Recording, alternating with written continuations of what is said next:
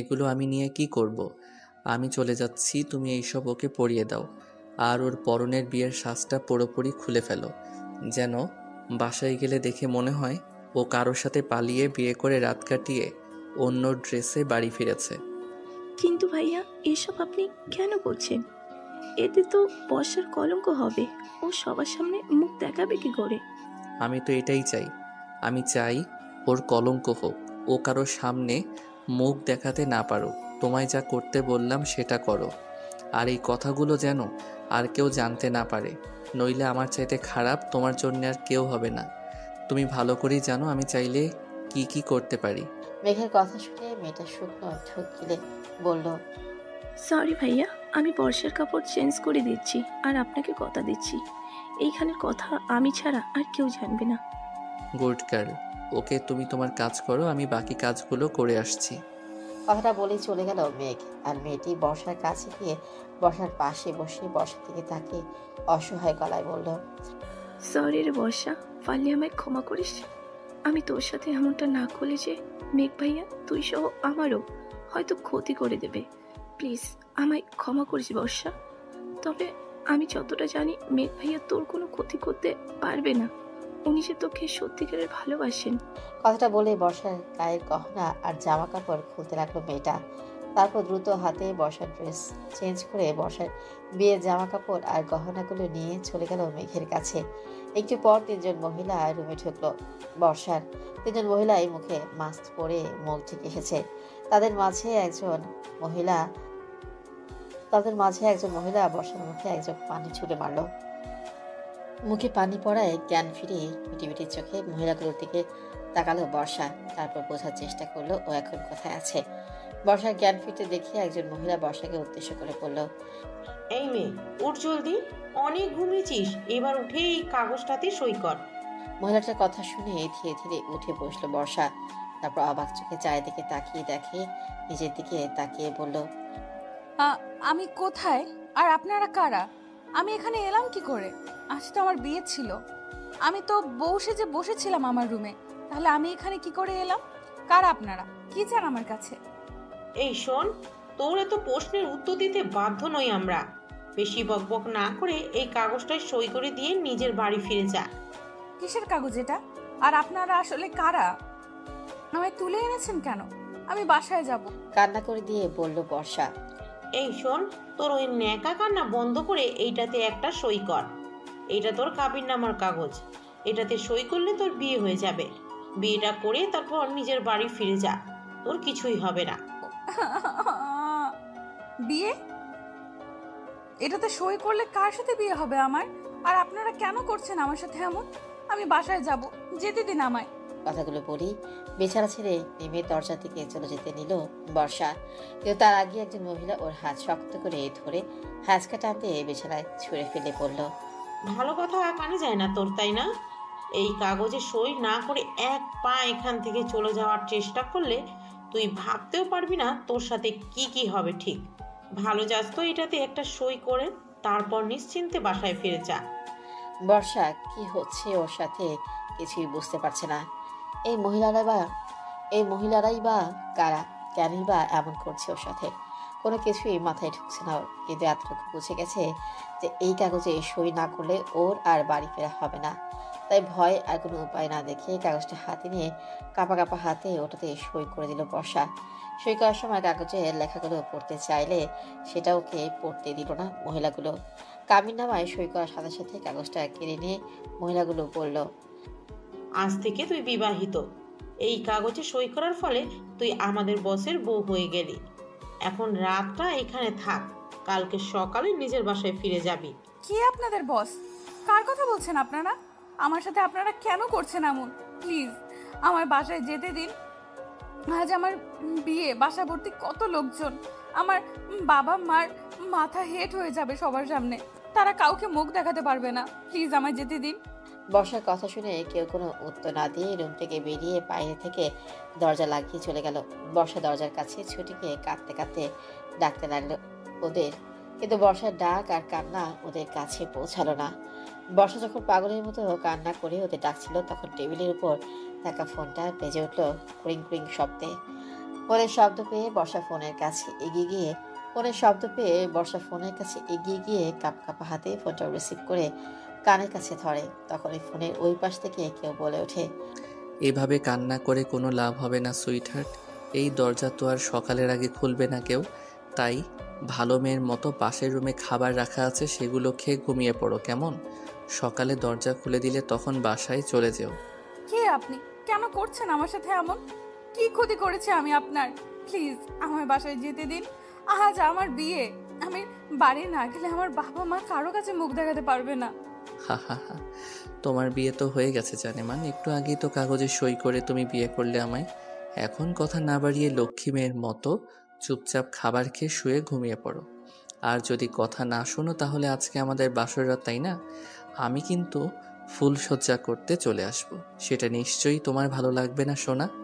ফোনের ওই পাশে এই ব্যক্তির কথা শুনে ফোনটা ছুঁড়ে মারল বর্ষা। তারপর ফ্লোরে বসে পড়ে অঝরে কাঁদতে লাগলো। এদিকে সিসি ক্যামেরায় সব দেখছে মেঘ। বর্ষা কিভাবে কাঁদতে দেখে মেঘ বাঁকা হেসে বলল, কাঁদো বর্ষা কাঁদো। আজ আর তোর কান্না দেখে ক্ষত বিক্ষত হবে না এই মেঘের হৃদয়। তোকে তো এখন শুধু কাঁদতেই হবে। আমার সাথে বেইমানি করার ফল হাড়ে হাড়ে ভোগ করবি তুই। এবার থেকে বুঝতে পারবি তুই যে কষ্ট তাকে বলে।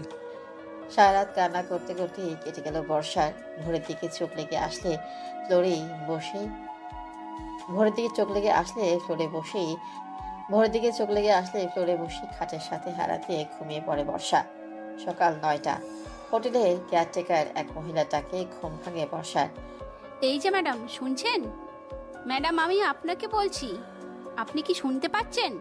মহিলাটার ডাক শুনে ঘুম ঘুম চোখে মক্তদলে মহিলাটার দিকে তাকায় বর্ষা। রুমে শুধু ওই মহিলা নয়, সাথে আরো অনেকেই উপস্থিত আছেন। হোটেলের ম্যানেজার বর্ষাকে তাকাতে দেখে বলে ওঠে, ম্যাডাম, আপনি কি ঠিক আছেন? এবারে ফ্লোরে বসে ঘুমাচ্ছেন কেন? আর আপনাকে নিয়ে যিনি এসেছিল উনি, মানে আপনার হাজবেন্ড কোথায়? বর্ষা শুধু হা করে তাকিয়ে সবাইকে দেখছে আর সবার কথা শুনছে। ওর গানে যেন কোনো কথাই পৌঁছাচ্ছে না। বর্ষার এমন অবস্থা দেখে ম্যানেজার আর বর্ষাকে কিছু জিজ্ঞেস না করে ওই কেয়ারটেকার মহিলাটাকে কি যেন বলেই রুম থেকে বেরিয়ে গেলেন। ম্যানেজারের সাথে সবাই চলে গেল রুম থেকে, শুধু ওই মহিলাটা ছাড়া। এই যে ম্যাডাম, দেখুন আমার দিকে। কি হয়েছে আপনার? আপনার বাসার ঠিকানা বলুন, বা আপনার বাড়ির কারো ফোন নাম্বার দিন। আপনার অবস্থা আমাদের ভালো ঠেকছে না। মহিলাটার কথা শুনে যারা এতক্ষণে হুঁশ এলো বর্ষার একে একে মনে পড়ে গেল গতকালকে সব কথা। মনে পড়ার সাথে সাথে বর্ষা আর এক মুহূর্ত দেরি না করে উঠে দাঁড়িয়ে দৌড়ে চলে গেল বাইরের দিকে। বর্ষা পিছু পিছু ম্যাডাম ম্যাডাম বলেই ডাকতে ডাকতে মহিলাটাও বের হলো, কিন্তু কোনো কাজই হলো না। মহিলাটার ডাক যেন কান পর্যন্ত পৌঁছালো না বর্ষা দৌড়ে হোটেল থেকে বাইরে বেরিয়ে রাস্তায় এসে দাঁড়ালো। ও ঠিক মতো চিনতেও পারছে না ও এখন কোথায় আছে। এদিক সেদিক তাকিয়ে কিছু চিনতে না পেরে ফুটপাথ ধরে এক প্রকার দৌড়াতে লাগলো বর্ষা। রাস্তার লোকেরা সব অবাক চোখে তাকিয়ে আছে বর্ষা থেকে। সেদিকে ওর কোনো হেলদোল নেই। বেলা 12:55। বর্ষাকে ঘিরে ধরে দাঁড়িয়ে আছে বর্ষার বাবা মা সহ সকল আত্মীয় স্বজন। বর্ষা একদম চুপচাপ হয়ে বসে আছে, ওর মুখে কোনো কথা নেই। আশেপাশে কিছু মহিলা একে অপরকে বলাবলি করছে। দেখেছেন ভাবি, কি নির্লজ্জ মেয়ে! কালকে বিয়ের আসর থেকে পালিয়ে গিয়ে আজকে আবার ফিরে এসেছে, কোন মুখে কে জানে। আর বলবেন না ভাবি, আজকালকার যুগের ছেলে মেয়েগুলোর কি আর লজ্জা শরম আছে নাকি? দেখেন গিয়ে, কালকে হয়তো কোনো নাগরের হাত ধরে পালিয়েছিল, সে হয়তো রাত কাটিয়ে ছেড়ে চলে গেছে, তাই এখন নির্লজ্জার মতো আবার ফিরে আসছে। আশেপাশে কিছু মহিলা একে অপরকে বলাবলি করে বলছে। আশেপাশের মানুষের এমন কথা শুনে অসুস্থ হয়ে পড়েছেন বর্ষার বাবা আশরাফ খান। হঠাৎ সবাইকে ধমক দিয়ে বর্ষার বাবার সবচাইতে কাছের বন্ধু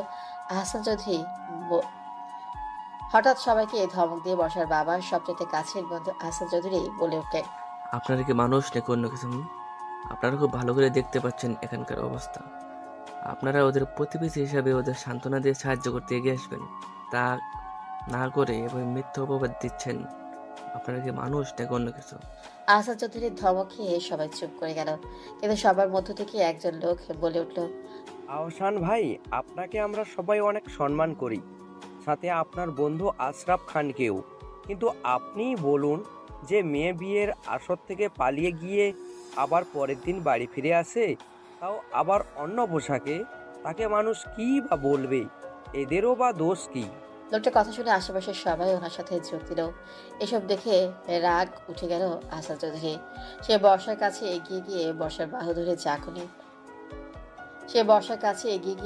বাহু ধরে ঝাঁকুনি দিয়ে বলল, বর্ষা মা, আর কেউ বিশ্বাস করুক আর না করুক, আমি তোকে বিশ্বাস করি। মেঘ যেমন আমার ছেলে, তেমন তুইও আমার মেয়ে। তোদের দুজনকে কখনো আলাদা চোখে দেখিনি আমি। তুই আমায় সব কিছু খুলে বল মা, কি হয়েছিল তোর কালকে? বিয়ের আসর থেকে কোথায় গিয়েছিল তুই?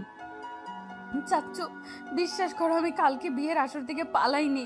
কালকে যখন বর আসার কথা শুনে সবাই আমায় একা রুমে রেখে বর দেখতে যায়, তখন কেউ আমার মুখে রুমাল জাতীয় কিছু একটা চেপে ধরে। তারপর আমার আর কিচ্ছু মনে নেই। যখন আমার জ্ঞান ফিরে তখন আমি নিজেকে একটা হোটেলের রুমে পোশাকে আবিষ্কার করি। আর আমার সামনে 3 জন মাস্ক পরা মহিলা ছিল। তারা আমায় দিয়ে একটা কাগজে সই করায় জোর করে, আর বলে তাদের বসের সাথে নাকি আমার কাবিন হলো। ওই কাগজটা একটি কাবিন নামা ছিল, কিন্তু কাগজটার কোনো লেখাই ওরা আমায় পড়তে দেয়নি। তারপর ওরা আমায় রুমে আটকে রেখে চলে যায়। অনেক ডাকার পরেও কেউ দরজা খোলেনি। সকালে যখন দরজা খোলে তখন আমি দৌড়ে সেখান থেকে পালিয়ে আসি। আর তখনই তোমরা আমায় খুঁজতে খুঁজতে রাস্তায় পাও। আমি তোর সব কথা বিশ্বাস করি বর্ষা। আমি জানি তুই কখনো মিথ্যা বলতে পারিস না। তুই কি সেই হোটেলটা দেখলে চিনতে পারবি বর্ষা? আমাকে নিয়ে যেতে পারবি সেই হোটেলে? হ্যাঁ, আমি চিনতে পারবো চাচ্চু। আমায় যে রাস্তায় তোমরা পেয়েছো সেই রাস্তা ধরে একটু সামনে গেলেই সেই হোটেল। আশা চৌধুরীর কথা শুনে হু হু করে কেঁদে দিল বর্ষা। তারপর কাঁদতে কাঁদতে ফুপিয়ে ফুপিয়ে বলতে লাগলো, চল বর্ষা, চল আমার সাথে, আমরা এখনই সেই হোটেলে যাব। ওখানে গেলে নিশ্চয়ই জানতে পারবো কে করেছে তোর সাথে এমন। বর্ষার কথা শুনে আহসাদ চৌধুরী বর্ষার হাত ধরে দাঁড় করিয়ে বলল, কথাটা বলে বর্ষার হাত ধরে বর্ষাকে নিয়ে আহসাদ চৌধুরী গাড়ি করে চলে গেলেন সেই হোটেলের উদ্দেশ্যে। 1 ঘন্টা পর গিয়ে পৌঁছালেন সেই হোটেলের সামনে। হোটেলের ভিতরে গিয়ে রিসেপশনে থাকা লোকটাকে জিজ্ঞেস করলে যে সরাসরি অস্বীকার করলো বর্ষার কথা। তারপর আহসাদ চৌধুরী হোটেলের ম্যানেজারকে ডাকলে সেও বর্ষার কথা অস্বীকার করে বলল সে বর্ষাকে আগে কখনো দেখেনি, আর কালকে বর্ষা এখানে আসেওনি। বর্ষা সবার এমন আচরণে অবাক হয়ে বলল, আপনারা কেন এভাবে মিথ্যা কথা বলছেন? আপনি তো আজ সকালে আমায় ডেকে জিজ্ঞেস করেছিলেন আমার কি হয়েছে। আমি আপনাদের হোটেলের ওই দিকের ওই একটি রুমে ছিলাম। কেন সব কথা অস্বীকার করছেন এভাবে আপনারা? দেখুন ম্যাডাম, আমার মনে হচ্ছে আপনার মাথায় কোনো সমস্যা হয়েছে। আমরা তো বলছি আপনাকে এর আগে আমরা কখনো দেখিনি, আর না আপনি এখানে এর আগে এসেছেন। আর ওই দিকের রুমের কথা বলছেন, ওই দিকের সব রুমগুলো তো গত 7 দিন হলো সব বুক করা। তাহলে আপনি কখন এলেন? ম্যানেজারের কথা শুনে মাথায় হাত দিয়ে কাঁদতে কাঁদতে বসে পড়ল বর্ষা। এই অল্প কিছু সময়ের ব্যবধানে কি করে সবকিছু বদলে যেতে পারে কিছুই মাথায় ঢুকছে না ওর। বর্ষার আমার আচরণ দেখে আহসাদ চৌধুরী কিছু একটা ভেবে বর্ষাকে নিয়ে বাসায় ফিরে এলো। বাসায় ফিরতে আশেপাশের সব লোকজন এসে ঘিরে ধরলো বর্ষা আর আহসাদ চৌধুরীকে, আর একের পর এক প্রশ্ন ছুড়ে দিতে লাগলো ওদের দিকে। বর্ষা একাধারে কান্না করেই যাচ্ছে, কিছু বলার ক্ষমতা হারিয়ে ফেলেছে ও। বর্ষার মা বাবাও জিজ্ঞাসু দৃষ্টিতে তাকিয়ে আছে আহসাদ চৌধুরীর দিকে। সবাইকে থামিয়ে দিয়ে আহসাদ চৌধুরী বলে উঠল, আপনারা সবাই দয়া করে একটু চুপ করুন। আমি বর্ষাকে নিয়ে গিয়েছিলাম সেই হোটেলে। সেখানে গিয়ে দেখেছি বর্ষা যা বলেছে সব সত্যি। শুধু কাবিনী সই নয়, বরং বর্ষা একটা চেক বইয়ে সই করেছে। ওকে যারা কিডন্যাপ করেছিল তারা বর্ষার বিয়ের সব দামি দামি গহনা আর জামা কাপড় সহ বর্ষার ব্যাংক অ্যাকাউন্টে যা টাকা ছিল তা সব নিয়ে গেছে। আমি আসার সময় পুলিশকে বলে এসেছি, পুলিশ দ্রুতই কিডন্যাপারদের ধরবে। বর্ষার এখানে কোনো দোষ নেই। আহসাদ চৌধুরীর কথা শুনে অবাক চোখে ওনার দিকে তাকায় বর্ষা। আহসাদ চৌধুরী বর্ষার দিকে তাকিয়ে ইশারায় বর্ষাকে শান্ত থাকতে বলে। তারপর আবারও সবার উদ্দেশ্যে বলে ওঠে, আমি আরেকটা কথা বলতে চাই। আমার আগে থেকে অনেক শখ ছিল বর্ষা আমাকে আমার ছেলে মেঘের বউ করে আমার ঘরে তুলতে, কিন্তু আশরাফ ওর বিয়ে ঠিক করে ফেলায় আর বলতে পারিনি। এখন যখন বিয়েটা হয়নি, তাই আমি চাই বর্ষা আমাকে আমার পুত্রবধূ করে ঘরে তুলতে। কি আশরাফ, দিবি তো আমায় বর্ষা আমাকে? বর্ষার বাবাকে উদ্দেশ্য করে বলল মেঘের বাবা আহসাদ চৌধুরী। আহসাদ চৌধুরীর কথা শুনে আশরাফ খান কান্না করে দিয়ে আহসাদ চৌধুরী বুকে জড়িয়ে ধরে পড়ল। তুই সত্যি আমার প্রকৃত বন্ধু রে আহসান। তোর মতো একটা বন্ধু পাওয়া সত্যি অনেক ভাগ্যের ব্যাপার। তুই না থাকলে আজ আমার পরিবার নিয়ে আত্মহত্যা করা ছাড়া কোনো উপায় থাকতো না। আমার মেয়ের অনেক কপাল ভালো, তাই তো মেঘ বাবার মতো একটা স্বামী পাবে। কিন্তু মেঘ মেঘ এই বিয়েতে রাজি হবে তো? হে আশরাফ, তোকে এসব নিয়ে ভাবতে হবে না। মেঘ অবশ্যই বর্ষা আমাকে বিয়ে করবে। তুই বিয়ের ব্যবস্থা কর। আগামী শুক্রবারই মেঘের সাথে বর্ষার বিয়ে। মেঘ আজকের ফ্লাইটে দেশে ফিরছে। সকলের মুখে চিন্তার ছাপ কেটে গিয়ে হাসি ফুটে উঠেছে। সবাই নতুন করে বর্ষার বিয়ে তোড়জোড় করতে ব্যস্ত, কিন্তু বর্ষার মন ভালো নেই। ও কিছুতেই মেনে নিতে পারছে না এসব। হোটেলের ব্যাপারটা নিয়ে ভীষণভাবে ডিপ্রেশনে আছে বর্ষা। সাথে মনে একটা ভালো লাগা কাজ করছে মেঘের সাথে বিয়ের কথা ভেবে। জানালার ধারে বসে বাইরের দিকে তাকিয়ে বর্ষা ডুব দিল 3 বছর আগের অতীতে মেঘের সাথে সেই প্রথম দেখা হওয়ার সময়ে। রাজশাহী থেকে ট্রান্সফার হয়ে সপরিবারে ঢাকা চলে আসেন বর্ষার বাবা আশরাফ খান। ঢাকায় এসে বর্ষাকে কলেজে ভর্তি করতে নিয়ে যান। বর্ষার খুশি যেন আর ধরছি না। বর্ষা অনেক দিনের শখ ছিল ঢাকায় কলেজে পড়ার। বর্ষাকে কলেজে ভর্তি করে দিয়ে বর্ষাকে নিয়ে আহসান চৌধুরী বাসার উদ্দেশ্যে রওনা হয়। বর্ষার বাবা আশরাফ খানের অনেক ছোটবেলার বন্ধু এই আহসান চৌধুরী। দুজন নিজেদের জীবিকার জন্য 2 শহরে থাকলেও কখনো আলাদা ছিলেন না। প্রতিদিন অন্তত একবার হলেও ফোনে কথা হতো আহসান আর আশরাফের, কিন্তু দেখা খুব কমই হতো দুজনের। আজ এতটা কাছাকাছি আসায় আশরাফ খান আর নিজেকে আটকে রাখতে পারলেন না। তাই বর্ষাকে নিয়ে বেরিয়ে পড়লেন আহসান চৌধুরীকে সারপ্রাইজ দেওয়ার জন্য। চৌধুরী বাড়ির সামনে গাড়ি থামতে গাড়ি থেকে নেমে একদম হা হয়ে গেল বর্ষা। বিশাল বড় একটা গেটের সামনে দাঁড়িয়ে নিজেকে কেমন যেন ছোট ছোট লাগছে। বর্ষা পেছনে ঘুরে ওর বাবার উদ্দেশ্যে বলল, আব্বু, আমরা মনে হয় ভুল ঠিকানায় এসে পড়েছি। এটা মনে হয় আহসান চাচ্চুর বাসা নয়। কত বড় বাড়িটা দেখেছো একবার? বর্ষার কথা শুনে আশরাফ খান মুচকে এসে বর্ষার মাথায় হাত রেখে বলেন, আমরা ঠিক জায়গাতেই এসেছি রে মা। এটাই তোর আহসান চাচ্চুর বাসা। চৌধুরী পরিবার বলে কথা, বড়লোক তো হবেই বল। চল মা, ভিতরে চল। কথাগুলো বলেই বর্ষাকে নিয়ে গেটের কাছে এসে নক করলেন আশরাফ খান। আশরাফ খানকে দেখিয়ে গেটের দারোয়ান রহিম ব্যাককেল মার্কা হাসি দিয়ে বলল, ভালো আছেন স্যার? আপনারে অনেকদিন পর দেখলাম। আপনার সাথে এইটা কে? আপনার মেয়ে নাকি? এটা তোমার মেয়ে। এটা আমার মেয়ে বর্ষা। আর আমি ভালো আছি। এখন বলো, আহসান কি বাসায় আছে? জি স্যার, বড় স্যার বাসাতেই আছেন। আপনারা ভিতরে যান। দারোয়ানের সাথে কথা বলে বাসার ভিতরে গেল আশরাফ খান আর বর্ষা। গেটের ভিতরে ঢুকেই যেন আরো বেশি অবাক হলো বর্ষা। বাড়ি থেকে বাড়িটা যতটা সুন্দর আর বড় মনে হয়েছিল, ভেতরটা তার চেয়ে তো 10 গুণ সুন্দর ও বড়। গেট দিয়ে ভেতরে ঢোকার পর মাঝখান দিয়ে রাস্তা আর 2 পাশে রং বেরঙের ফুল গাছ। ডান পাশে ফুল গাছগুলোর মাঝখানে রয়েছে একটা বড় দোলনা, আর সেই দোলনা থেকে একটু ডান পাশে ফুল গাছগুলোর মাঝখানে রয়েছে বড় একটা দোলনা। আর সেই দোলনা থেকে একটু সামনে যেতেই খুব সুন্দর একটা সুইমিং পুল। সেই সুইমিং পুলের ওই পাশে রয়েছে হেলান দিয়ে বসে থাকার জন্য চেয়ার। তার উপর ছায়া হয়ে দাঁড়িয়ে আছে বড় একটা ছাতা। সব মিলিয়ে যেন কোনো অসাধারণ সুন্দর পার্কে চলে এসেছে বর্ষা সবকিছু সূক্ষ্মভাবে দেখে ওর বাবাকে উদ্দেশ্য করে বলে উঠল, আব্বু, চাচ্চুরা এত বড় লোক, ওনাকে দেখে তো কখনো এমন মনে হয়নি। বাড়িটা কি সুন্দর, যেন রাজপ্রাসাদ। হ্যাঁ রে মা, তোর চাচ্চুর মনে কোনো অহংকার নাই। এতটা বড়লোক হওয়া সত্ত্বেও দেখ একদম সাধারণ হয়ে চলে। আচ্ছা চল এবার ভিতরে যাই, কতদিন হলো ওকে দেখি না। আব্বু, তুমি ভেতরে যাও, আমি একটু এখানে থাকি না। আব্বু প্লিজ প্লিজ প্লিজ। আচ্ছা ঠিক আছে থাক, কিন্তু একদম বাইরে কোথাও যাবি না, অপরিচিত জায়গা। যাব না আব্বু, তুমি যাও, আমি এখানেই আছি। বর্ষাকে রেখে আশরাফ খান ভেতরে চলে যায়। আর বর্ষাকে বসে পড়ে দোলনায় দোল খেতে খেতে খলখলিয়ে হাসছে বর্ষা। হঠাৎ দোল খেতে খেতে বর্ষার চোখ পড়ে একটা বড় লাল টকটকে গোলাপের দিকে। বর্ষা লাল গোলাপ খুব পছন্দ, তাই গুটি গুটি পায়ে এগিয়ে যায় গোলাপটার কাছে।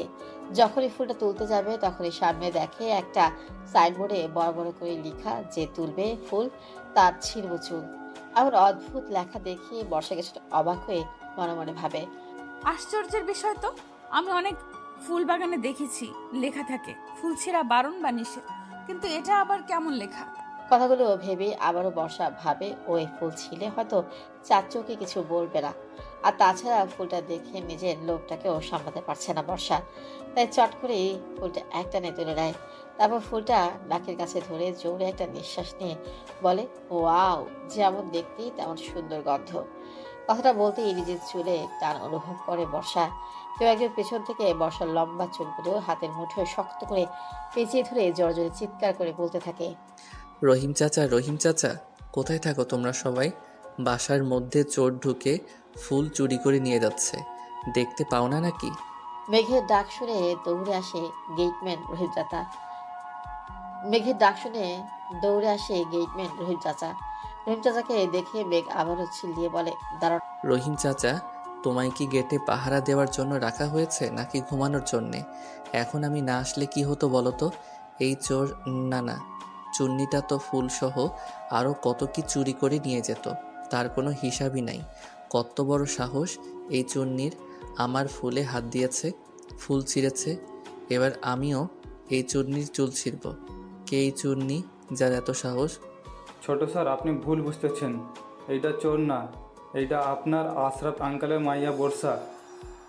ওনারা ছেড়ে দেন। ছোট স্যার, উনি কান্না করতেছেন। ওনার কথা শুনে বর্ষার চুল ছেড়ে দিয়ে বর্ষাকে নিজের দিকে ঘুরিয়ে দাঁড় করায় মেঘ। তারপর পা থেকে মাথা পর্যন্ত দেখে থপথপে ফর্সা, গায়ের রং 5 ফুট 5 হাইট, বড় বড় হরিণী চোখ, কোমর অব্দি লম্বা লম্বা চুল, গায়ে হলুদ রঙের একটা থ্রি পিস পরা, হাতে চিকন চিকন হলুদ রঙের কাঁচের ছুরি, কানে হলুদ রঙের পাথরের দুল, চোখে কাজলটা কান্না করার কারণে লিপটে গেছে কিছুটা। বর্ষাকে দেখে মেঘ হা করে তাকিয়ে আছে। বর্ষা যে কান্না করছে সেদিকে মেঘের কোনো খেয়ালই নেই। সে বর্ষাকে দেখতেই ব্যস্ত। হঠাৎ দারোয়ানের ডাকে ঘোর কাটে মেঘের। ছোট স্যার, ও ছোট স্যার, বর্ষা ম্যাডামের থামান। হে তো কাঁদতে কাঁদতে চোখ লাল করে ফেললো। বড় স্যার জানতে পারলে রাগারাগি করবেন। দারোয়ানের কথা শুনে মেঘ কিছুক্ষণ চুপ থেকে বলে উঠল, ও বর্ষা হোক বা বৃষ্টি, তাতে আমার কিছু যায় আসে না। ওর সাহস হয় কী করে? সাইনবোর্ডে লেখা থাকা সত্ত্বেও আমার গাছের ফুল ছেঁড়ার শাস্তি তো ওকে পেতেই হবে। মেঘের কথা শুনে রাগ উঠে যায় বর্ষার। বর্ষা চোখ মুছে তাকায় মেঘের দিকে। লাল ফর্সা গায়ের রং, 5 ফুট 11 হাইট, চুলগুলো অনেক সুন্দর ও সিল্ক চুলগুলো অনেক সুন্দর ও সিল্কি। বেশ স্বাস্থ্যবান দেখে মনে হচ্ছে যেন নিয়মিত জিম করে। মেঘকে ভালো মতো দেখে নিয়ে বর্ষা রাগী গলায় বলল, ওই কি শাস্তি দিবেন আপনি? কে আপনি যে আমার শাস্তি দিবেন? আপনাকে তো আমি শাস্তি দেওয়াবো চাচ্চুকে দিয়ে। আপনি কোন সাহসে আমার চুল ধরেছিলেন? কোথাকার কোন কুম্ভ ভূত আপনি? এই মেয়ে, তোর সাহস তো কম নয়। তুই মেঘ চৌধুরীর উপর কথা বলছিস, তাও আবার মেঘ চৌধুরীর বাড়িতে দাঁড়িয়ে মেঘ চৌধুরীর গাছের ফুল ছিঁড়ে। তোকে তো আমি আজকে। এতটুকু বলতেই মেঘকে ধাক্কা দিয়ে সরিয়ে বাসার ভেতর থেকে দৌড় দেয় বর্ষা। মেঘ ভাবতেও পারেনি বর্ষা এমন কিছু করবে। বর্ষা বাসার দরজার কাছে দাঁড়িয়ে পেছনে ঘুরে বলে ওঠে, তোকে তো আমি দেখে নিব মিস্টার মেঘ চৌধুরী ওরফে কুম্ভভূত। এই বর্ষার চুলে হাত দেওয়ার মজা তুইও বুঝবি, খাটাস একটা। কথাটা বলেই ভেতরের দিকে দৌড় দিল বর্ষা। বর্ষার এমন কাণ্ড দেখে আর কথা শুনে অবাক হয়ে গেল মেঘ, আর মনে মনে বলল, কি মেয়ে রে বাবা, দেখতে যেমন মিষ্টি আচরণ, তার চাইতে 1000 গুণ ঝাল। মেঘ চৌধুরীকে চ্যালেঞ্জ, তাই না? এবার তুমিও বুঝবা বর্ষা নাকি সরিষা। এই মেঘ কি করে?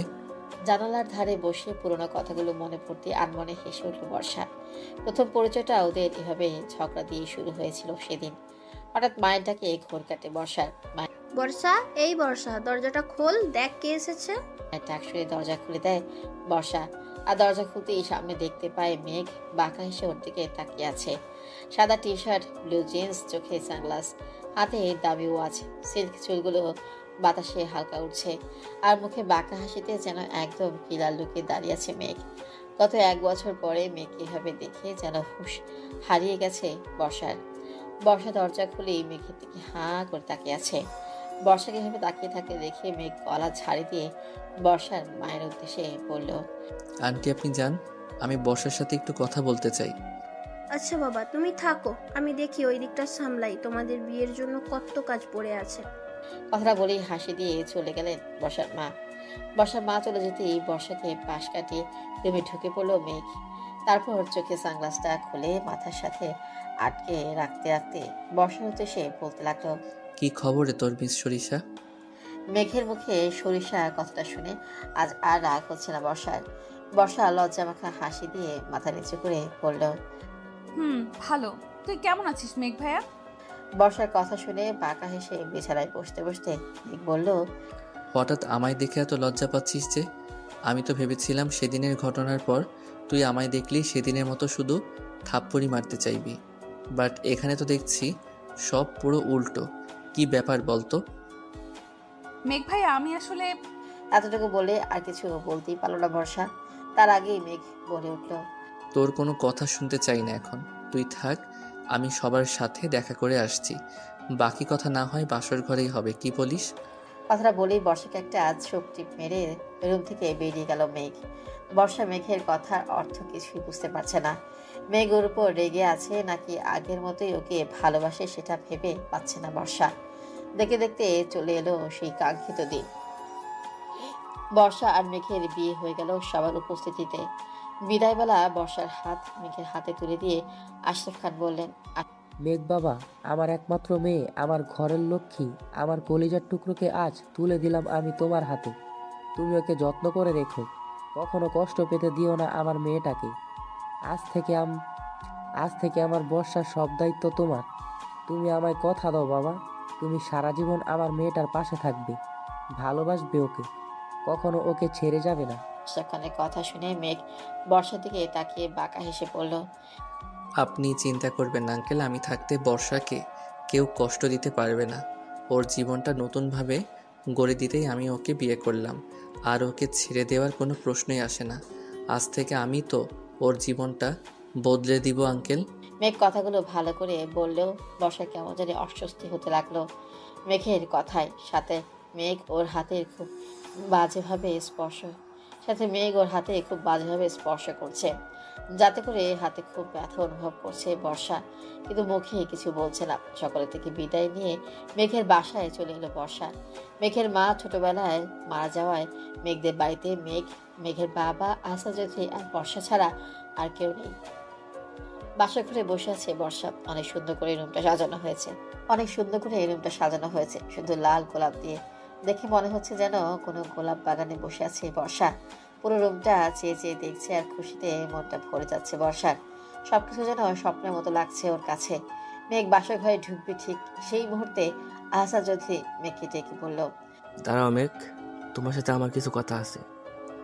বাবাটাকে অবাক হয়ে পেছনে তাকিয়ে মেঘ বলল, কি কথা আব্বু, যে এই মুহূর্তেই আমায় বলতে চাও তুমি? আমার সাথে আমার রুমে আসো মেঘ। কথাটা বলেই নিজের রুমের দিকে হাঁটা দিলেন আহসান চৌধুরী। আহসান চৌধুরী এমন আচরণে কিছুটা অবাক হয়ে পিছু পিছু যেতে লাগলো মেঘ। আহসান চৌধুরীর রুমে যাওয়ার পর আহসান চৌধুরী দরজা লাগিয়ে মেঘের দিকে ঘুরে বলতে শুরু করলো, আমি খুব ভালো করে জানি মেঘ, বর্ষাকে যে মানুষটা কিডন্যাপ করে নিয়ে গিয়ে জোর করে কাবিননামায় সই করিয়ে বিয়ে করেছে, সে আর কেউ নয়, সে তুমি। আর তুমি বর্ষার বিয়ের 2 দিন আগে দেশে ফিরেছ, সেটাও আমার অজানা নয়। তুমি ইচ্ছা করে বর্ষার নামে কলঙ্ক ছড়িয়েছ, ওর বিয়ে ভেঙেছ, সেটাও আমি জানি। তবে আমি এটা জানি না যে তুমি কেন ওর সাথে এমন করেছ। কিন্তু আমি আমার ছেলেকে বিশ্বাস করি, তাই আমি কখনো চাই না আমার ছেলে ভালো মানুষের আড়ালে কোনো অমানুষ হয়ে থাকুক। তুমি যখন ওই বাড়ি থেকে বিদায়ের সময় আশরাফের কাছে বর্ষার ব্যাপারে কথাগুলো বলেছিলে, তখন আর কেউ না বুঝলেও আমি বুঝতে পেরেছি তোমার কথাগুলোর ভালোর আড়ালে রাগ লুকিয়েছিল। তুমি অবশ্যই কোনো না কোনো কারণে বর্ষার সাথে খুব খারাপ কিছু করতে চাইছো। আমি জানি তুমি বর্ষাকে ভালোবাসো, কিন্তু কী কারণে তুমি বর্ষা মায়ের সাথে এমন করেছো সেটা আমি জানি না। তবে শুনে রাখো মেঘ, বর্ষার উপর যদি কোনোভাবে অন্যায় বা অত্যাচার করো, আমি কিন্তু ছেলে বলে তোমায় ছেড়ে দেবো না। তুমি যেমন আমার একমাত্র ছেলে, তেমন বর্ষাও আমার এক বৌমা নয়, আমার মেয়ে। তাই আমার মেয়ের যদি তোমার জন্য কোনো প্রকার কষ্ট হয়, আমি কিন্তু সেটা মেনে নেব না। আশা করি তুমি আমার কথাগুলো বুঝতে পারছো মেঘ। এখন তুমি নিজের রুমে যেতে পারো। মনে রেখো একটি মেয়ে নিজের সর্বস্ব ত্যাগ করে একটা ছেলের ঘরে বড় হয়ে আসে, তাই তার কোনো প্রকার কষ্ট যেন না হয়, তার দায়িত্ব কিন্তু ছেলেটারে নিতে হয়। আশা যদি কথাগুলো এতক্ষণ মাথা নিচু করে সব শুনছিল মেঘ। তারপর কোনো উত্তর না দিয়ে চলে যেতে নিল মেঘ। আর তখনই আশা চৌধুরী মেঘকে আবারও ডেকে বলল, আর একটা কথা মেঘ, আমি কাল সকালে বিজনেসের কাজে দেশের বাইরে যাচ্ছি। আমি ফিরতে 3 মাস পর হয়তো দেশে ফিরবো। আমি যেন দেশে ফিরে আমার বস আমাকে সুখী দেখতে পাই তোমার সাথে, কথাটা মনে রেখো। বাবার কথা শুনে কোনো উত্তর না দিয়ে রুম থেকে বেরিয়ে এলো মেঘ। তারপর বাইরে বেরিয়ে একটা ডেভিল হাসি দিয়ে মনে মনে বলল, তুমি তো আমার কাজটা আরো বেশি সহজ করে দিলে আব্বু। তুমি 3 মাস বাসায় থাকবে না, বর্ষা আর আমি একা থাকবো। এর চাইতে ভালো সুযোগ আর কি হতে পারে? কথাগুলো ভেবেই বড় একটা গোলাপ হাতে নিজের রুমের দিকে হাঁটা শুরু করলো মেঘ। এদিকে প্রায় 2 ঘন্টা হলো বাসার ঘরে একা একা বসে আছে বর্ষা মেঘের অপেক্ষায়। এতক্ষণ একটানা বসে থাকার কারণে কোমরে কিছুটা ব্যথা অনুভব হচ্ছে ওর। হঠাৎ দরজার আগানোর শব্দে ঘুর কাটে বর্ষার।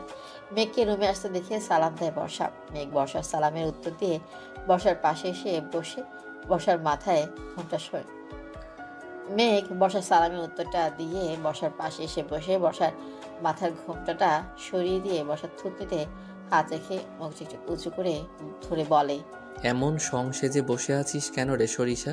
তোকে কি আমি আজকে প্রথম দেখছি? মেঘের এমন কথা শুনে অবাক হয়ে মেঘের দিকে তাকায় বর্ষা। বর্ষাকে অবাক হতে দেখে বর্ষার দিকে হাতের ফুলটা এগিয়ে দিয়ে বলে, তুই গোলাপ খুব পছন্দ করিস তাই না রে সরিষা? এই নে, এটা তোর জন্য। বাসর ঘরে বউকে কিছু দিব না তা কি হয় বল? বর্ষাকে অবাক হতে দেখে বর্ষার দিকে হাতের ফুলটা এগিয়ে দিয়ে মেঘ বলে, মেঘের কথাগুলো কেন জানি খুব অস্বস্তি লাগছে বর্ষার। তবুও হাত বাড়িয়ে মেঘের হাত থেকে গোলাপ ফুলটা নিতে যায় বর্ষা। আর তখনই বর্ষা দুটো আঙ্গুলে গোলাপের কাঁটা ঢুকে অনেকটাই কেটে যায়। বর্ষা আহ শব্দ করে হাতটা সরিয়ে নেয়। গলগল করে রক্ত পড়তে থাকে বর্ষার আঙ্গুল থেকে। বর্ষার আঙ্গুলে রক্ত দেখে মেঘ ফুলটা টেবিলের উপর রেখে বলে, ইস, খুব লেগেছে তাই না রে? আসলে কি বলতো, কথায় আছে না, গোলাপ তুলতে গেলে কাটা খেতে হয়। তোরও ঠিক তাই হয়েছে। তুই বস, আমি মলম লাগিয়ে দিচ্ছি। কথাটা বলেই উঠে গেল মেঘ। একটু পর কিছু একটা হাতে করে এনে বর্ষার কাটা হাতটা শক্ত করে ধরে তাতে লাগিয়ে দিল। মেঘের হাতে জিনিসটা কাটা জায়গায় লাগানোর সাথে সাথে জ্বালা পোড়ায় চিৎকার করতে লাগলো। মেঘের হাতে জিনিসটা কাটা জায়গায় লাগানোর সাথে সাথে জ্বালা পোড়ায় চিৎকার করতে দিল বর্ষা। আর তখনই মেঘ বর্ষার মুখটা চেপে ধরে তাদের দাঁত চেপে বলল, খবরদার বলছি, চিৎকার করবি না একদম। চিৎকার করলে তুই ভাবতেও পারবি না আমি তোর সাথে ঠিক কি কি করব। খুব জ্বালা করছে তাই না রে? করবেই তো, কারণ এটা তো মলম নয়, এটা তো মরিচের গোড়া লাগিয়ে দিয়েছি আমি। খুব শখ না তোর আমার মতো বড়লোক ছেলের বউ হওয়ার? আজ থেকে তোর জীবনটা নরকে পরিণত করার দায়িত্ব আমার। যতটা কষ্ট গত 1 বছর ধরে আমি তোর জন্য পেয়েছি তার সুদে আসলে তোর থেকে আদায় করব আমি। আজকের এটা তো শুধু নমুনা ছিল মাত্র। নিজেকে প্রস্তুত কর আগামীর জন্যে। কথাগুলো বলে বর্ষা মুখটা ছেড়ে দিল মেঘ। বর্ষা দু চোখ বেয়ে গড়িয়ে পড়ছে অঝোর ধারায় পানি। হাতের কাটা জায়গাটায় যেন কেউ আগুন লাগিয়ে দিয়েছে। গলা কাটা মুরগির মতো ছটফট করছে বর্ষা, কিন্তু মেঘের ভয়ে চিৎকার করতে পারছে না ও।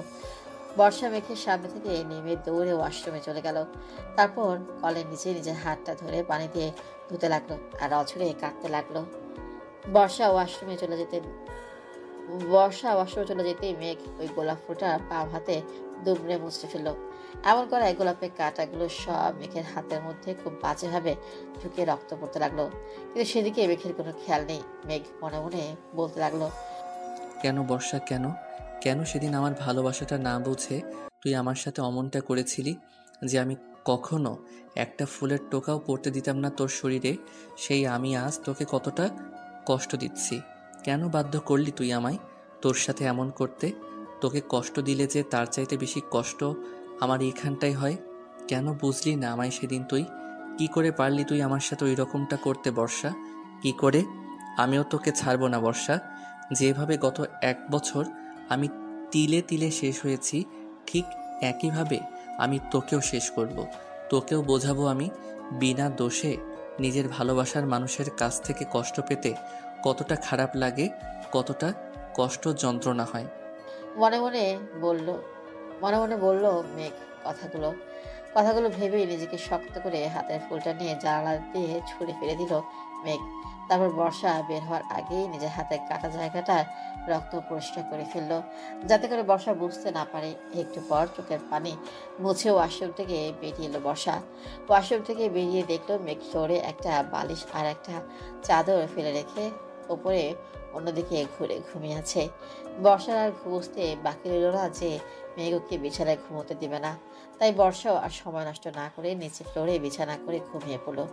সকালে খুব ভোরে ঘুম ভাঙলো বর্ষার। বর্ষা ঘুম থেকে উঠে দেখলো মেঘ এখনো ঘুমিয়ে আছে।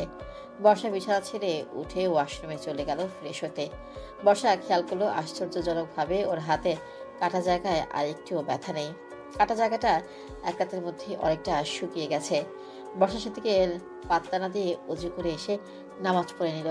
নামাজ শেষ করে রুম থেকে বাহিরে বের হতে যাবে তখনই বর্ষাকে ডাক দিল মেঘ। এই সরিষা, এদিকে আয় তো। মেঘের ডাক শুনে ঘুরে দাঁড়ালো বর্ষা। মেঘের দিকে তাকিয়ে দেখলো মেঘ চোখ বন্ধ করে আছে। বর্ষা মনের ভুল মনে করে আবারও দরজার দিকে পা বাড়ালো। আর তখনই মেঘ আবার বলে উঠলো, কাল রাতের কথা কি ভুলে গেছিস নাকি? আমি ডাকার পরেও আবার চলে যাচ্ছিস কোন সাহসে? এদিকে আয় আমার কাছে। মেঘের কথা শুনে ভয়ে ঢোক গিলল বর্ষা। তারপর ভয়ে ভয়ে মেঘের কাছে এগিয়ে গিয়ে পড়ল। আমি আসলে ভেবেছিলাম তুই ঘুমিয়ে আছিস, ডাকিস নি আমায়, তাই মনের ভুল ভেবে চলে যেতে নিয়েছিলাম। সরি। বস এখানে। কি? কানে কি কম শুনিস নাকি? বললাম এখানে আমার পাশে বস। মেঘের কথা শুনে ভয় ভয়ে মেঘের পাশে বসলো বর্ষা। মেঘ সাথে সাথে উঠে এসে বর্ষার কোলে মাথা রেখে শুয়ে পড়ল। তারপর বলল, সারা রাত ঘুমাইনি, খুব মাথা ব্যথা করছে। আমি যতক্ষণ ঘুমাবো তুই আমার মাথায় বিলি কেটে দিবি, আর ভুল করেও একটু নড়াচড়া করবি না বা আমায় ডাকবিও না, বুঝলি? নে এবার আমার মাথায় বিলি কেটে দিয়ে আমি ঘুমাবো। কথাগুলো বলেই বর্ষার কোলে মাথা রেখে বর্ষার কোমর ছড়িয়ে ধরে ঘুমিয়ে পড়ল মেঘ। মেঘের এমন কাণ্ড দেখিয়ে বর্ষার অবাক ও রাগ দুটি হচ্ছে। বর্ষা মনে মনে বলল, সারা রাত ঘুমাইনি তো করেছিটা কি? শালা কুম্ভ ভূত একটা, রাতে ওইভাবে আমায় কষ্ট দেওয়ার পরেও এখন আমার কোলে ঘুমায় কি করে? বেটা বাদর হনুমান একটা, ইচ্ছে তো করছে চুলে বিলি না কেটে চুলগুলো সব টেনে টেনে ছিঁড়ি। ওই আমি বললাম না আমি ঘুমাবো।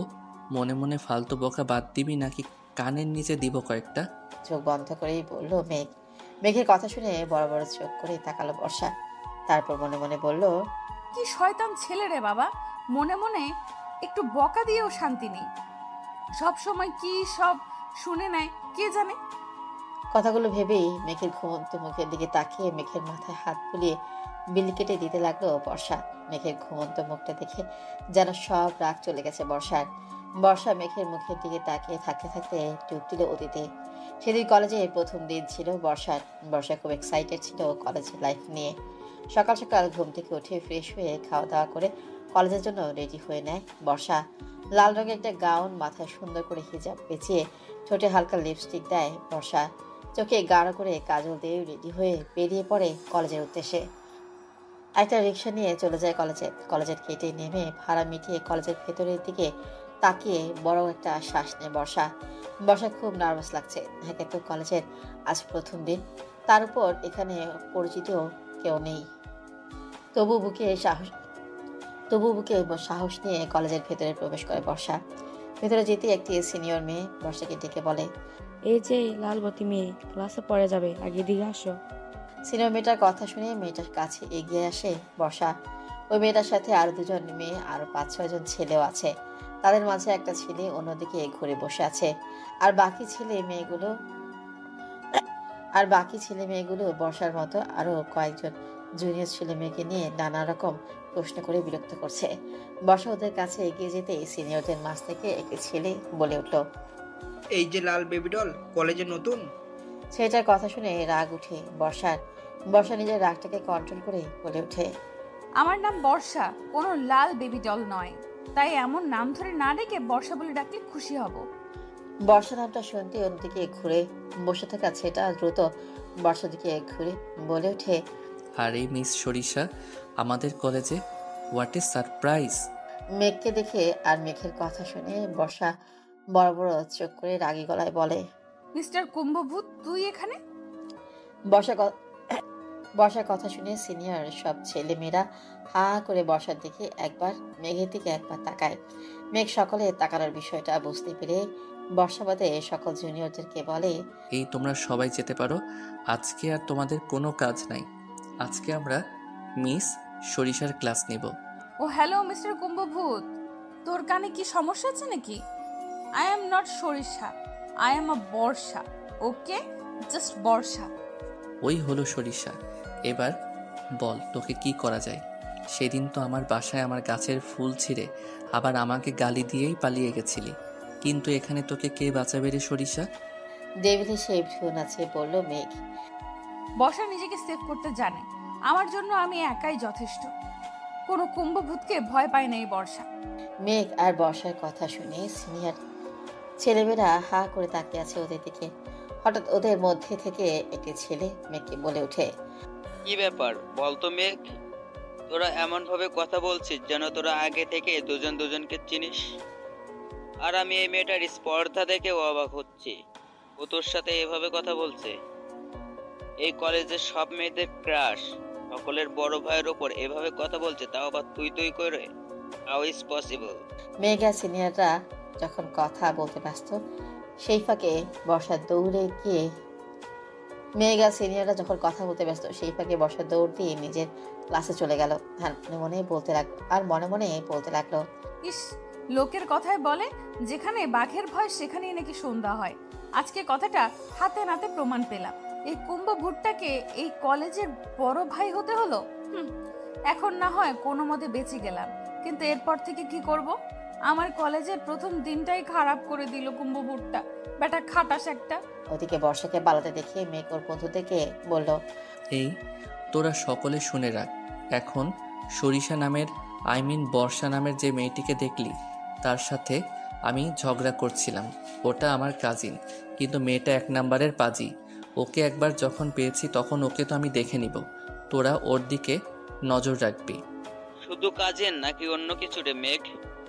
আমরা কেমন জানি একটা রহস্যের গন্ধ পাচ্ছি। তুই তো কোনো মেয়ের সাথে কথাই বলিস না, অথচ বর্ষার সাথে সোজা ঝগড়াতে চলে গেলি। সামথিং কিছু নয় তো? কথাগুলো বলেই ডেভিল হাসলো মেঘ।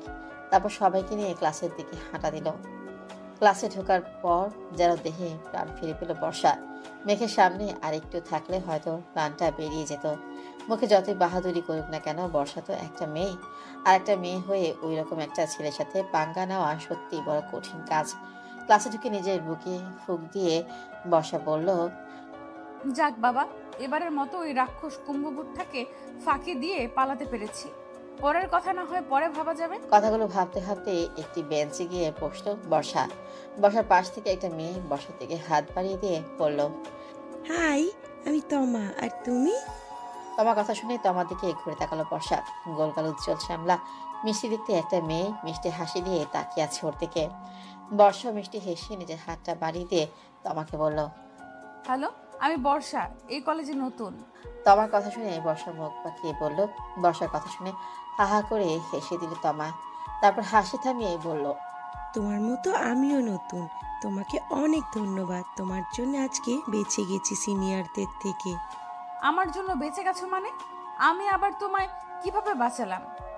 তুমি যদি তখন ওই সিনিয়রদের কাছে না যেতে, ওদের সাথে ঝগড়া না করতে, তাহলে আমাকে ওদের সামনে নাচতে হতো। অনেক বিরক্ত করছিল ওরা। তুমি আশায় আমাকে ছেড়ে তোমায় ধরে। তবে যে ভাইয়াটা তোমার সাথে ঝগড়া করছিল, ওই ভাইয়াটা আমাদের কিছু বলেনি। উনি মনে হলো ভালোই, বাট তোমার সাথে অমন কেন করলো বুঝলাম না। ওই খাটাস কুম্ভভূতকে তুমি ভুল বলছো তমা। ওই খাটাস কুম্ভভূতকে তুমি ভালো বলছো তমা। ওইটা একটা রাম বজ্জাত, ব্যাটার সাথে দেখা হওয়ার পর থেকেই আমায় জ্বালিয়ে মারছে। আপরটার জন্য কলেজে এসেও শান্তি নেই, এখানেও হাজির। বর্ষার কথা শুনে আবারও হা হা করে হেসে দিল তমা। তারপর বলল, তুমি তো খুব সুন্দর করে কথা বলো আর খুব দুষ্টুও মনে হচ্ছে। আমরা কি বেষ্টি হতে পারি? আমার কিন্তু এখানে পরিচিত কেউ নেই। হতেও পারি, বাট আমার একটা শর্ত আছে। কি শর্ত? এখন থেকে আর কোনো তুমি বা আপনি নয়, জাস্ট তুই করে কথা বলতে হবে। ওকে ডান। এবার বল, বাসায় কে কে আছে তোর? আমি, আমার একমাত্র আম্মু আর একমাত্র আব্বু, আর আমি তাদের একমাত্র কিউটের ডিব্বা মাইয়া। তুই সত্যি অনেক মজার মানুষ। তোর সাথে কথা বলে আমার হেব্বি লাগছে। খেয়ে দেখেছিস বুঝি? বর্ষার এমন কথা শুনে আবারও হেসে দিল তমা। তখনই ক্লাসে স্যার ঢুকলো। কলেজ শেষ হলে যে যার মতো বাসায় যাওয়ার জন্য বেরিয়ে পড়লো। তমা আর বর্ষাও একসাথে বের হলো বাসায় যাওয়ার জন্য। একটুখানি এগিয়ে যেতেই বর্ষার মনে পড়লো ও ভুল করে নিজের ফেভারিট কলমটা, যেটা ওর আব্বু ওকে উপহারের সাথে বার্থডেতে গিফট করেছিল, সেটা ক্লাসে ফেলে এসেছে। তাই বর্ষা তমাকে উদ্দেশ্য করে বলল, এই রে, আমার ফেভারিট পেনটা ভুল করে ক্লাসে ফেলে আসছি। তোমা, তুই হাঁটতে থাক, আমি এক্ষুনি পেনটা নিয়ে আসছি। বর্ষা কথাগুলো শুনে তমার কিছু না বলে হাঁটতে শুরু করে। আর বর্ষা চলে গেল ক্লাসে। ক্লাস থেকে পেনটা নিয়ে আবারও বাইরে আসতেই বর্ষার সামনে বাধা হয়ে দাঁড়ায় মেঘ।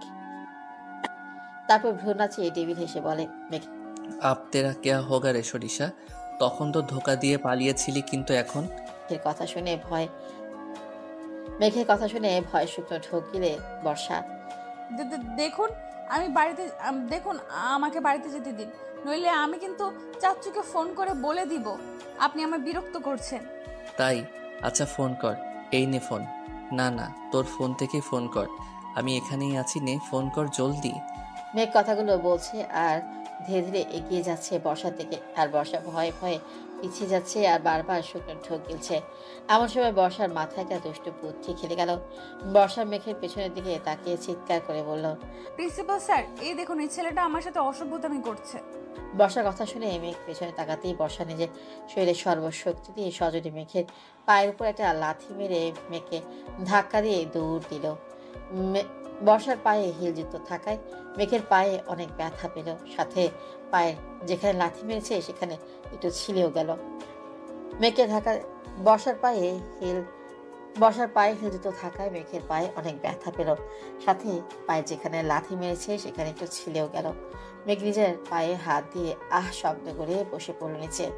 আর বর্ষা পেছন দিকে ঘুরে ভেঙচি কেটে বলল, বেটা হনুমান, রাক্ষস, আফ্রিকান বান্দর, উগান্ডার তেলাপোকা, নাইজেরিয়ার ভাল্লুক, কুম্ভভূত, এরপর থেকে বর্ষার পেছনে লাগতে এলে 1000 বার ভেবে নিস, তোকে তো আমি ভর্তা বানিয়ে বাজারে বেচবো, খাটাস কোথাকার। কথাগুলো বলি দৌড়ে চলে গেল বর্ষা। আর বর্ষার কথা শুনে রাগে আগুন হয়ে মেঘ তাদের দাঁত চেপে পড়ল, তোর সাহস হয় কি করে আমার সাথে, এই মেঘ চৌধুরীর সাথে এমন আচরণ করার?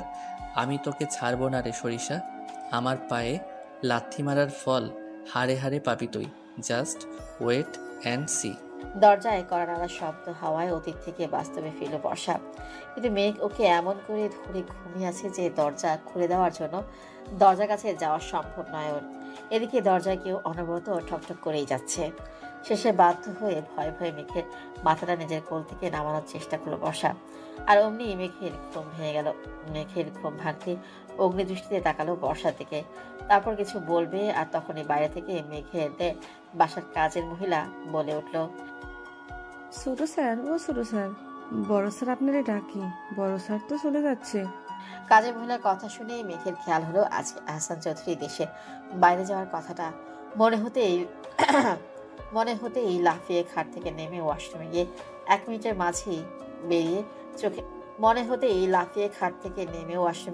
মিনিটের মাঝেই চোখে মুখে পানি দিয়ে আসলো মেঘ।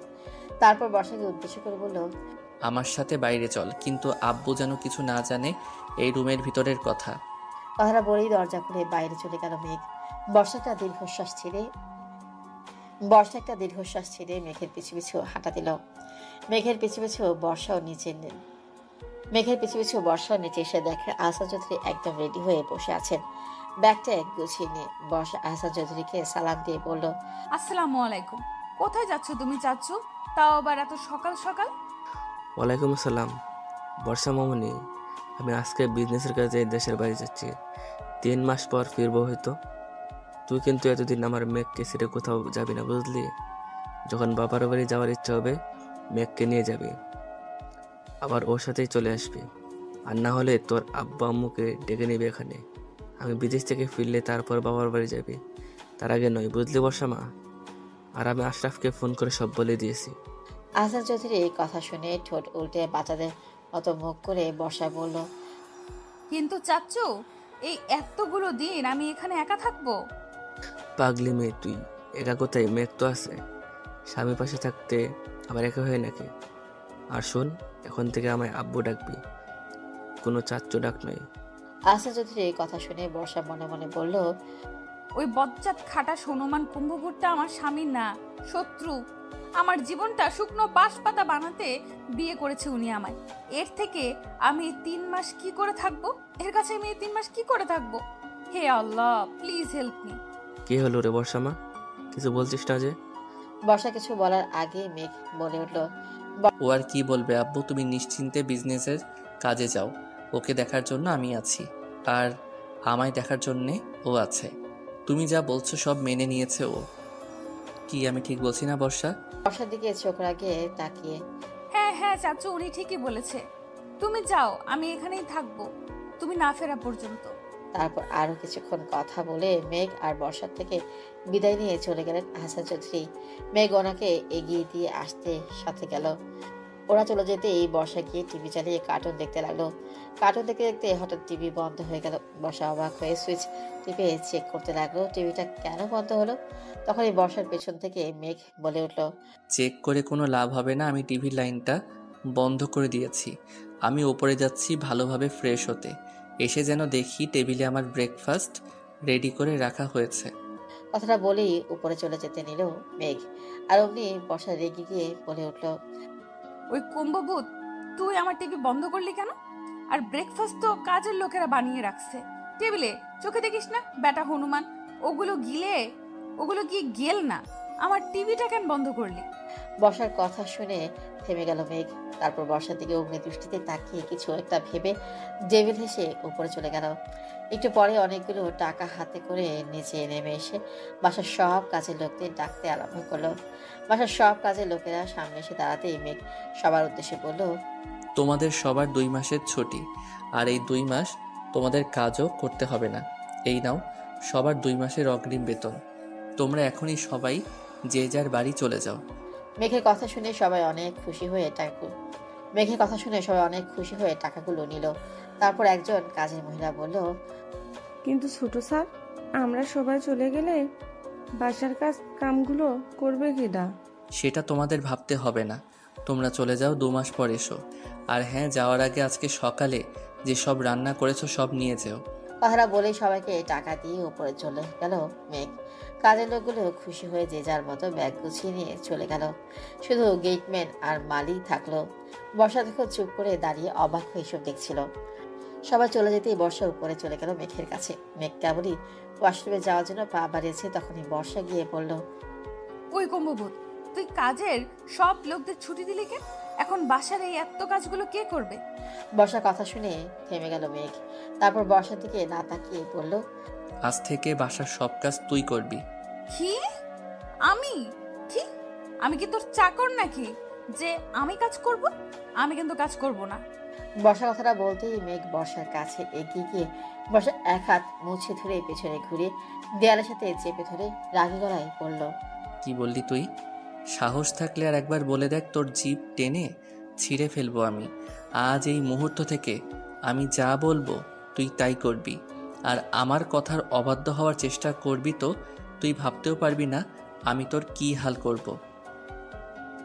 আর ভুল করেও আমায় আর এই তুই তুই করে কথা বলার চেষ্টা করবি না, আমায় আপনি করে বলবি, বুঝলি? কথাটা বলেই বর্ষার হাত ছেড়ে দিতেই বর্ষা মেঘের দিকে ঘুরে চিৎকার করে বলে উঠল, আমি কোনো কথা শুনবো না। তোর কুম্ভভূত, তোর সাহস হয় কি? আর বলতে পারলো না বর্ষা। তার আগে সজোরে একটা থাপ্পড় মেরে দিল মেঘ ওর গালে। থাপ্পড় খেয়ে তাল সামলাতে না পেরে মুখ থুবড়ে ফ্লোরে গিয়ে পড়লো বর্ষা। বর্ষা পড়ে যেতেই মেঘ দৌড়ে গিয়ে বর্ষার চুলের মুঠি ধরে নিজের দিকে বর্ষার মুখটা উঁচু করে ধরে তাতে দাঁত চেপে বলল, ওই আমার কথা কি কানে যায় না তোর? নাকি তুই আমাকে সেই 1 বছর আগের মেঘ ভাবছিস? তাহলে শুনে রাখ, 1 বছর আগে তুই যে হাসি খুশি শান্ত মেঘকে জানতিস, তাকে তুই সেদিন নিজের হাতে খুন করেছিস। আর এখন তোর সামনে যে মেঘ চৌধুরী দাঁড়িয়ে আছে, সে হলো হিংস্র। তাই আমার সাথে কথা বলতে খুব সাবধান, নইলে তুই ভাবতেও পারবি না আমি তোর কি হাল করব। কথাগুলো বলেই বর্ষার চুল ঝাড়ি মেরে ছেড়ে দিল মেঘ। তারপর ওয়াশরুমে যেতে যেতে বলল, আমি ফ্রেশ হয়ে এসে যেন নিচের টেবিলে আমার ব্রেকফাস্ট রেডি দেখি, নইলে আমার কথা অমান্য করার ফল খুব খারাপ হবে। কথাটা বলেই ওয়াশরুমে ঢুকে ঠাস করে দরজাটা লাগিয়ে দিল মেঘ। বর্ষাকালে হাত দিয়ে নিচ থেকে উঠে দাঁড়িয়ে কাঁদতে কাঁদতে নিচে চলে গেল। আজকে সত্যি ওর কাছে মেঘকে অচেনা লাগছে। যে মেয়ে কখনো ওর গায়ে হাত তুলত দূরের কথা, কখনো ওকে কেউ বাজে কোনো কথা বলে তার অবস্থা খারাপ করে দিত, আর আজকেরা সেই মেঘ ওকে কিভাবে মারলো। কথাগুলো ভাবতেই শুধু কান্না পাচ্ছে বর্ষা চোখ মুছে কিচেনে চলে গেল। তারপর ভাবতে লাগলো কি বানাবে ব্রেকফাস্টের জন্য। ও তো কোনো রান্নাই জানে না। বাসায় থাকতে শখ করে আম্মুর সাথে কয়েক রকমের পিঠা বানাতো শুধু। আর নুডলস রান্না করেছে কয়েকবার। নুডলসের কথা মনে পড়তেই হাসি ফুটে উঠলো বর্ষার মুখে। বর্ষা নুডলস রান্না করবে বলে মনে স্থির করলো। কিছুক্ষণ পর মেঘ ফ্রেশ হয়ে নিচে নেমে এসে দেখলো বর্ষা টেবিলে খাবার ঢেকে রেখে গালে হাত দিয়ে বসে আছে। মেঘ বাঁকা এসে টেবিলের কাছে এসে চেয়ার টেনে বসতে বসতে বলল, জলদি খাবার বার, খুব ক্ষুধা লেগেছে আমার। মেঘের কথা শুনে মেঘের সামনে খাবারের প্লেটটা ঢাকনা সরিয়ে এগিয়ে দিতেই মেঘ মুখ লাল করে বলে উঠল,